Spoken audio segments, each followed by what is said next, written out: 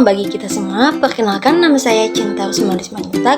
Saya merupakan salah satu mahasiswi dari Institut Agama Kristen Negeri Tarutung. Nah, di video kali ini saya akan menjelaskan atau memaparkan materi strategi mengajar yang diampu oleh Bapak Robin Hood Sihombing dengan mata kuliah strategi pembelajaran. Materi yang akan saya bahas di video ini yang pertama, pengertian strategi mengajar, yang kedua, jenis-jenis strategi mengajar, yang ketiga, unsur-unsur strategi mengajar, dan yang keempat, 2 elemen strategi mengajar. Bahasan yang pertama yaitu tentang pengertian strategi mengajar. Strategi adalah suatu pola yang direncanakan dan ditetapkan secara sengaja untuk melakukan kegiatan atau tindakan. Strategi mencakup tujuan kegiatan, siapa yang terlibat dalam kegiatan, isi kegiatan, proses kegiatan, dan sarana penunjang kegiatan. Strategi yang diterapkan dalam kegiatan pembelajaran disebut strategi mengajar, di mana mengajar adalah upaya pendidik untuk membantu peserta didik melakukan kegiatan belajar. Tujuan strategi mengajar adalah terwujudnya efisiensi dan efektivitas kegiatan belajar yang dilakukan peserta didik. Pihak-pihak yang terlibat dalam mengajar adalah pendidik atau perorangan dan atau kelompok, serta peserta didik atau perorangan, kelompok, dan atau komunitas yang berinteraksi edukatif antara satu dengan yang lainnya. Isi kegiatannya adalah bahan atau materi belajar yang bersumber dari kurikulum suatu program pendidikan. Proses kegiatan adalah langkah-langkah yang dilalui pendidik dari peserta didik dalam pembelajaran. Nah, pembahasan selanjutnya, jenis-jenis strategi mengajar. Ada 5 strategi mengajar. Yang pertama, strategi mengajar langsung atau direct introduction.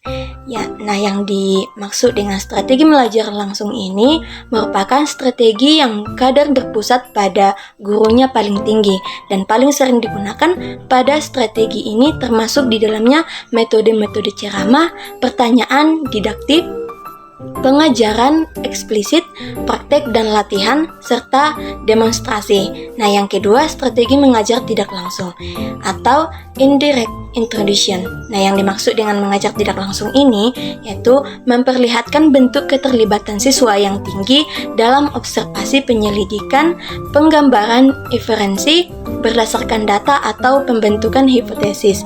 Nah, yang ketiga, strategi mengajar interaktif atau interactive introduction.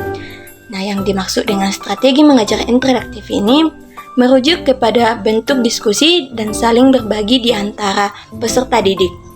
Seaman dan Valence 1989 mengemukakan bahwa diskusi dan saling berbagi akan memberikan kesempatan kepada siswa untuk memberikan reaksi terhadap gagasan, pengalaman, pandangan, dan pengetahuan guru atau kelompok, serta mencoba mencari alternatif dalam berpikir. Nah, yang keempat, strategi mengajar melalui pengalaman atau experiential learning.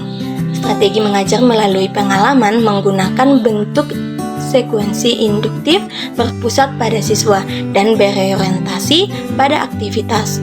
Penekanan dalam strategi mengajar melalui pengalaman adalah pada proses belajar dan bukan hasil belajar. Nah, yang terakhir yaitu nomor 5, strategi mengajar mandiri. Belajar mandiri ini merupakan strategi belajar atau pembelajaran yang bertujuan untuk membangun inisiatif individu, kemandirian, dan peningkatan diri. Fokusnya adalah pada perencanaan belajar mandiri oleh peserta didik dengan bantuan guru. Belajar mandiri juga bisa dilakukan dengan teman atau sebagai dari kelompok kecil.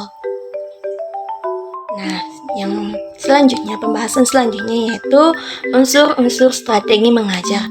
Dalam pembuatan suatu strategi mengajar meliputi keseluruhan penggunaan informasi yang telah dikumpulkan dan dihasilkan suatu rencana yang efektif untuk menyajikan pengajaran bagi peserta didik.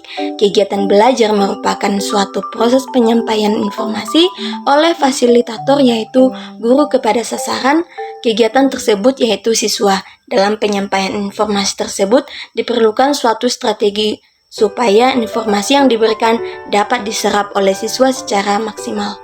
Nah, dalam pembuatan strategi mengajar ini, Jack dan Kare menjelaskan ada 2 elemen strategi mengajar. Yang pertama, rangkaian atau keurutan dan pengelompokan konten. Nah, rangkaian atau keurutan dan pengelompokan konten ini dibagi menjadi 2. Yang pertama yaitu rangkaian atau keurutan konten. Rangkaian atau keurutan konten ini merupakan komponen pertama yang harus dilakukan dalam pembuatan strategi pembelajaran.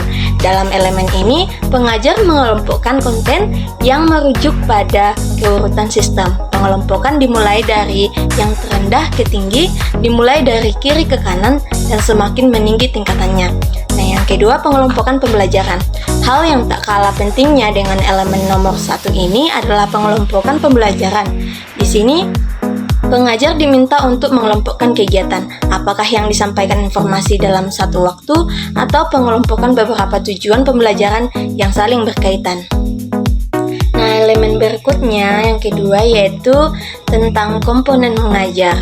Untuk seperangkat beban pembelajaran, mengajar merupakan hal yang disengaja dirancang sedemikian rupa guna untuk penyampaian informasi dari guru ke siswa untuk mendukung proses pembelajaran internal. Dalam hal ini perlu diperhatikan peristiwa apa saja yang dapat mendukung peristiwa tersebut.